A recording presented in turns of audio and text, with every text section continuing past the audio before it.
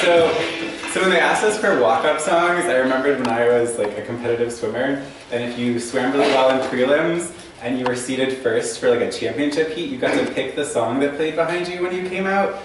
So I always think about that. And so this time around, I gave them 3 songs that I was like, if I had ever been good enough as a swimmer to be seated first, and to come out like in the like seated heat where I was going to be the person that was expected to win, like these are the songs as a college kid that I would have wanted to play behind me. So that's what that was. Okay. So poems. Which one's the lie? Oh, I never took a math test for my brother because I would never have been caught dead being anywhere near, like, associated with my brother at that phase in my life. And maybe would do it now, but who knows. Yeah, but the nihilist literary theory, like, trash performance was pretty cool. So I'm going to read a poem that is so new that it doesn't have a title. I wrote it yesterday. Not particularly for this, but I wrote it and then I decided because I had read it, I should read it. Or because I wrote it, I should read it. So it's not titled, but for the sake of having a title for today, we'll call it Trading Enthalpy. Sure. The cores of some planets, roiling, contained waves. Others, icicles. Welded to my skin, the small slivers of world in which takeover is the only kind of conversation. I loved you, I was invaded, I loved you. Hijacked, rewired, I'm a factory, carcinogenic. There's always another child. How liquids swell, how you turned me into liquid. I'll trade enthalpy with solids and we'll all be in between states. 3 months, they said, and it's been longer, but you've still seen to it. No one taught us to be polite, but I learned, and you left me facing 2 to 4 years, or the knife, or the Arctic, where the cold replaces planets with marks all its own. Okay. And so, if any of you were here at Speakeasy last semester, I read a lot of poems about art. And I recently had a weird thing that happened where I started writing poems that were letters to someone, a combination of someone's, an unknown someone. And so before I read a couple of those letter poems, I'm going to read something that Elaine Sixou wrote, sort of impersonating Kafka. Franz Kafka had this weird letter relationship with one of his translators, in which he talks, he's like all lovelorn, but they never saw each other except like twice for 24 hours. And so she wrote this like weird letter thing in the mode of Kafka that we can think of like maybe as an epigraph to letters in general. So it's called Kafkas Complaints Selected. You write to me that I don't write to you, Milena, that my letters, I am quoting you, are really my letters, that my letters, which I believe I am writing to Milena, you write to me, are really written to myself, that it is myself I have in mind while in appearance writing to you, addressing myself to my internal inhabitant, the one in the room next to my heart, under cover of addressing myself to you, that sometimes you would like to send me my letters, send them back to me, but something stops you, the wish to keep letters from me, and even to steal them, to eat them, to copy them out, to receive them. And then, just a little other part. Imagine, too, that a letter is nothing, just as it is everything. Nothing but a facsimile. If you do not read it, it will have been born to die on the spot. Yes, Milena, I do not, I admit, write you letters. I send you the coals and the remains of my combustion. That's some food for thought on top of the poems.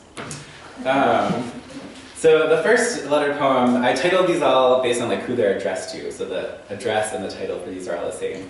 And the first one was inspired by a poem by our very own, and by our very own I mean Pittsburgh MFA program's very own Kelly Andrews, who alas has a real person job and is not here tonight. So my matchstick.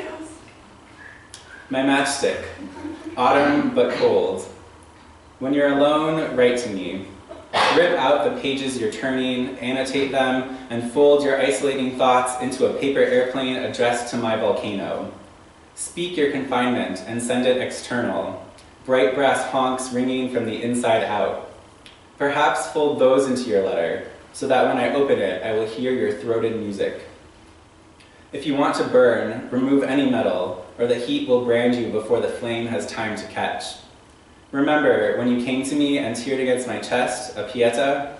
How we led our own cult, commissioned paintings just so we could take them to the piazza and start a bonfire of the vanities.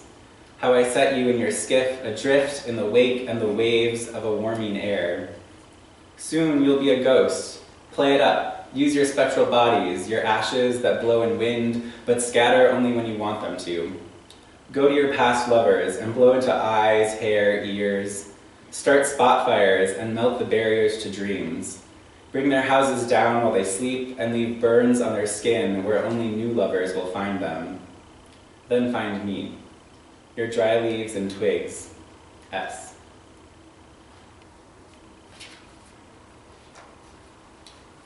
And so this next one is addressed to my faraway footnote.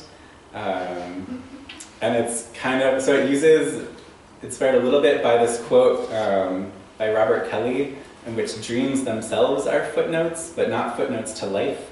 Some other transactions they are so busy annotating all night long. And also a little bit by, if you've ever been down Fifth, a little bit west of the cathedral, the public health building has this weird like sculpture of a man kind of like coming out of the wall. And, like also there's these triangles all around him. It's apparently called Man. It's by a sculptor. The sculptor's name is Virgil Cantini, and so there's a little bit of that happening in this too. My faraway footnote. I'm tired of sleeping, of spending time out of it when I could be in. Slipknots close around my vocal cords and wrists, but my brain's too wide open. I vibrate. Anyone can tune in and read my mind. Any tree. The concrete too can infiltrate, can try me on as skin. A hardening. What would hair be like if it was grass? We call the part in our heads roots anyway and say it grows. I could take wheels for shoes and slide up hills, fall apart and spin in place. I'd never reach and cross that field, now that it's someone's hair. The marrow becomes sheathed in metal, painted and bent for sitting. My eye blinks, recurs, going and stopping and starting. When you come to visit, see the geometric man breaking out of geodes, having nowhere to go. That's me, aimless in the heat, up among the emptied air.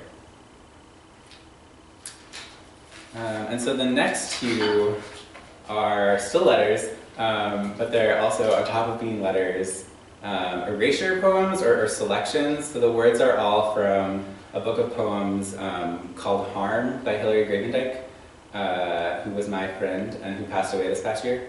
And so the first one is made up of words that show up in the foreword to the book, which is by Brenda Hillman. It's a lot of things. Basically the words come from somewhere else. But they've been repackaged for me, or by me, for me. By me and for me. So this one is called Forward Creature.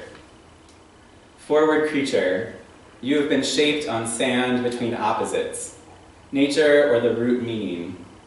After surgery, a cleanly and delicately punctuated tradition, the consciousness contiguous to interiors. Trade vocabularies by turns disoriented. Style the char in the future. Suggest the weave and the waiting, the perceptions.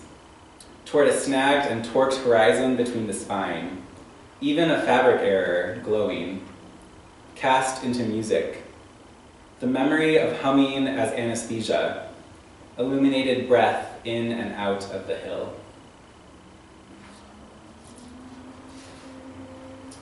And then the last poem I'm going to read is also an erasure poem from that book, but it's a very broad, just like it's from the whole book, no single poem, it's just all the way through.